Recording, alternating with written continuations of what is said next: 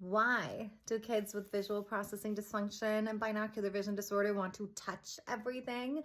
I like to call these patients my squirmy worms. They won't sit still in a seat and they'll want to touch the armrest and they'll walk down the hall and they'll want to run their hands along the wall. Maybe they walk in through a door frame and they'll be touching the door frame the entire way. These are kids who, when they walk down the aisles at school, they want to tap every desk. Well, as I tell all my patients, you know who else likes to touch everything? Blind people. The number one thing your brain cares about is where am I? The number two thing is where is everything else? And when it comes to your visual processing skills, 20/20 is only one of them. I personally think it's the least useful skill. And all of those other skills tell us where we are and where everything else is.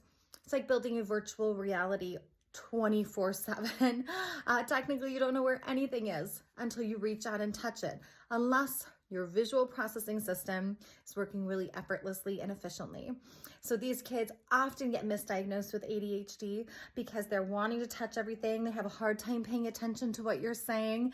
And it's because their ability to build that virtual reality is horrible. They're basically living in like a glitchy virtual reality system. So yes, that is why they want to touch everything. One of my favorite parts of my job is really taking the side of my patients, even if they are 5, 6, 7 years old.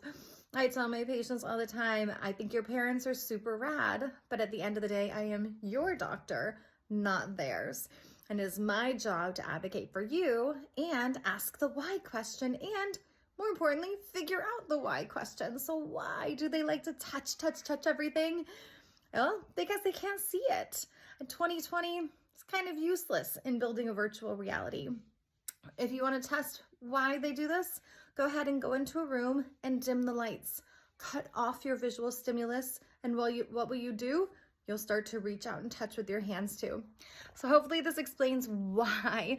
Hopefully if your kid is squirmy, wormy, they want to touch things all the time, they walk down the hall and they run their hands along the walls, that it's definitely a red flag of a binocular vision disorder, or at least a delay in developing these skills. The good news is no one was born with these skills.